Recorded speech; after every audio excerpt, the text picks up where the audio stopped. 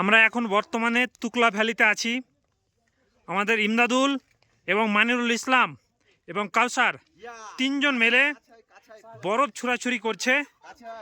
এখানে বরফ জমেছে, সেই বরফগুলো তারা ছুঁড়াছুড়ি খেলছে হয়েছে।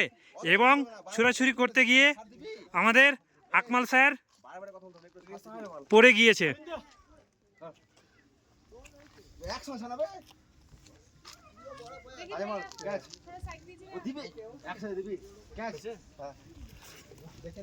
এই তিনজন একত্রে বরফ ছুঁড়াছুড়ি খেলছে এবং ইমদাদুল একা একাই খেলছে এবং খেলতে গিয়ে পড়ে যাওয়ার মুহূর্তগুলো বেঁচে গেল। অল্পের জন্য আলিন্দা পড়ে গিয়েছে এবং তাকে টেনে তুলে ধরছে আমাদের শাহজামাল, ইমদাদুল, মানিরুল।